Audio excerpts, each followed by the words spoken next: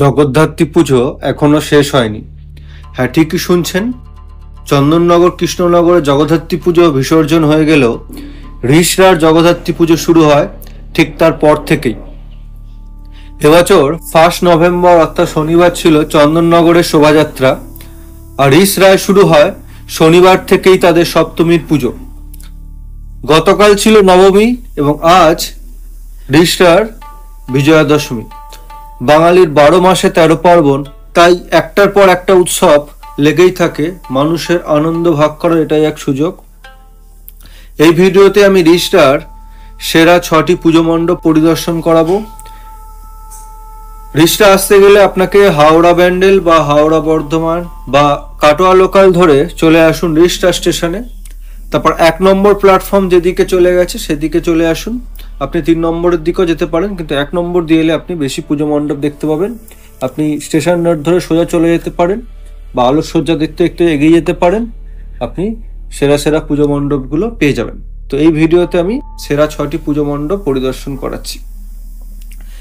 এখানেও আপনি খুব সুন্দর সুন্দর পুজো মণ্ডপ, আলোকসজ্জা দেখতে পারবেন। সুন্দর সুন্দর ভাবনা তারা ফুটিয়ে তুলেছে।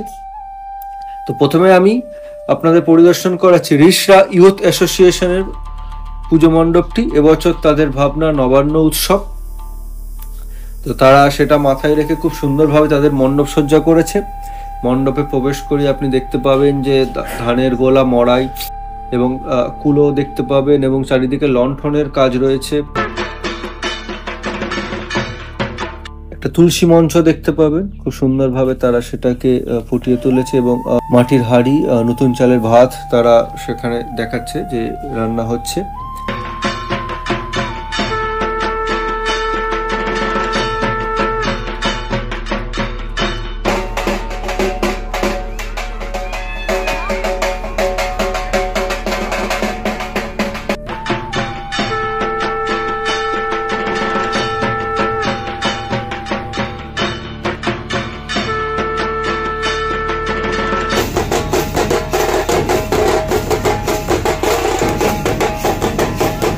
তো এই হচ্ছে মাতৃ প্রতিমা।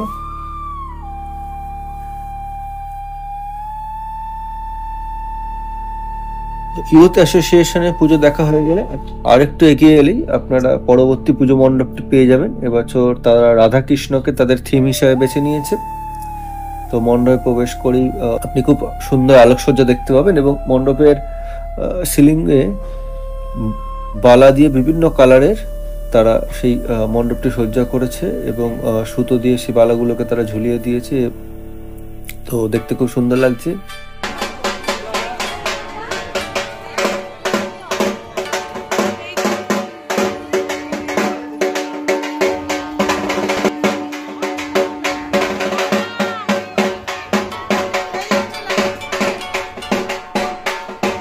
তো এই হচ্ছে মাতৃ প্রতিমা। মায়ের উচ্চতা কিন্তু এখানে বিশাল করা হয়েছে, এবং চারিদিকে শ্রীকৃষ্ণের ছবিকে তারা ফুটিয়ে তুলেছে।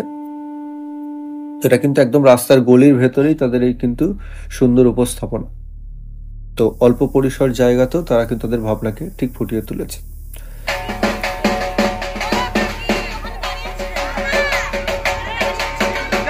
তো পরবর্তী পুজো মণ্ডপ হচ্ছে চারবাতি ইয়ং স্টাফ। এবছর তারা তাদের মণ্ডপ সজ্জা করেছে মন্দিরের আদলে।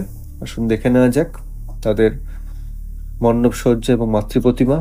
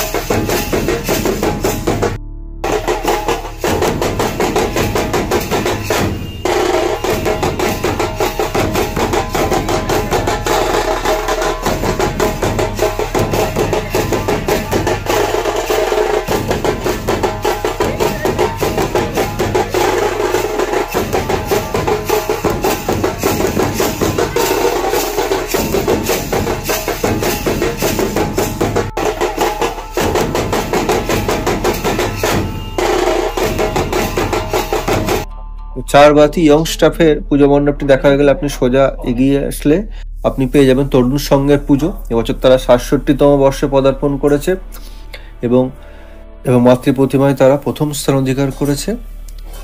তো আসুন দেখে নেওয়া যাক তাদের এই ভাবনা, এবং খুব সুন্দরভাবে তারা মাতৃ প্রতিমাকে তুলে ধরেছে এবং রূপ দিয়েছে। বিগত 4 বছর ধরে তরুণ সমিতির প্রবীণ এবং নবীন সদস্যরাই প্রতিমা অলঙ্করণ করছেন, যা এক অনন্য নজির সৃষ্টি করেছে ঋষরার জগদ্ধাত্রী উৎসবের আঙিনায়। এবছর আমাদের প্রতিমার অলঙ্করণ পরিবেশ বান্ধব খড়, প্রায় 1.5 মণ খড় দিয়ে বিগত 6 মাস ধরে এই নবতম সৃষ্টির কারুকাজ আপনারা উপভোগ করছেন। আপনাদের আশীর্বাদ, ভালোবাসা এবং অনুপ্রেরণায় আমাদের প্রতিমা সৃষ্টির নতুন নতুন কাজ এটা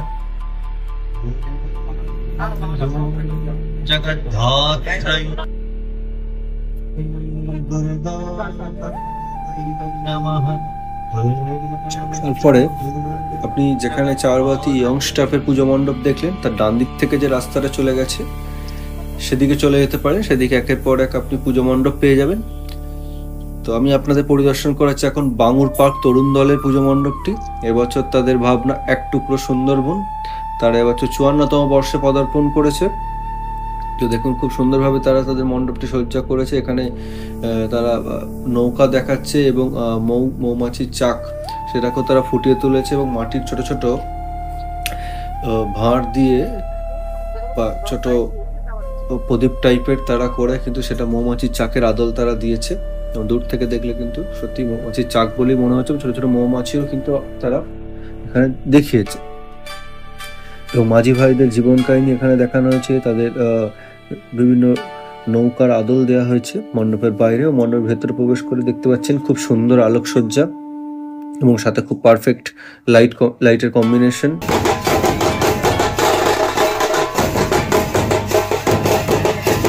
আসুন মণ্ডপের ভেতরটি আপনাদের পরিদর্শন করাচ্ছি এবং সিলিংটাও খুব সুন্দরভাবে তারা ফুটিয়ে তুলেছে।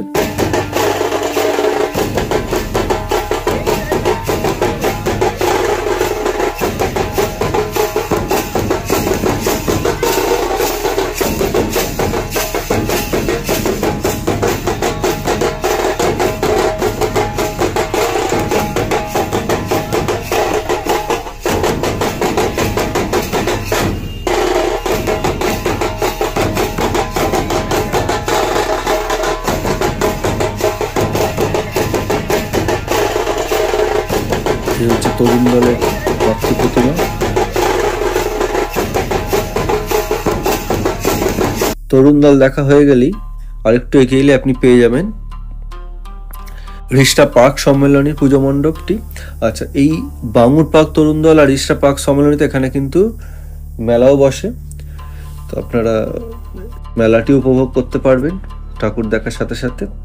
তো রিষ্টা পার্ক সম্মেলনী তারা নদীর ধারে যে জেলে ভাইদের জীবন কাহিনীকে তারা ফুটিয়ে তুলেছে এবং তারা যে নদীতে মাছ ধরে সেই সমস্ত ভাবনাকে তারা ফুটিয়ে তুলেছে এবং ছোট ছোট তারা নদীর ধারে যে ঘরবাড়িগুলো দেখতে পাওয়া যায় সেই আদলে তারা দেখিয়েছে এবং মাছগুলোকে যেখানে স্টোর করে রাখা হয়, তো পুরোটাই তারা কিন্তু এখানে ফুটিয়ে তুলেছে।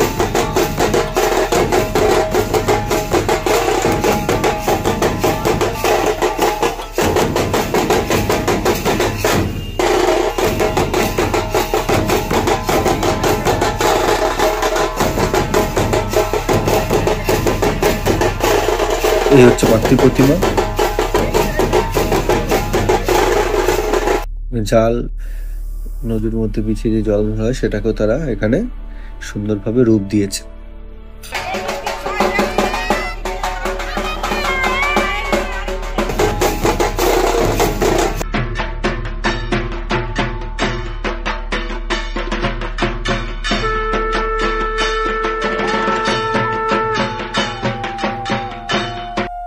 আমি আপনাদের এই ভিডিওতে রিষ্টার সেরা 6টি পুজো মণ্ডপ পরিদর্শন করালাম।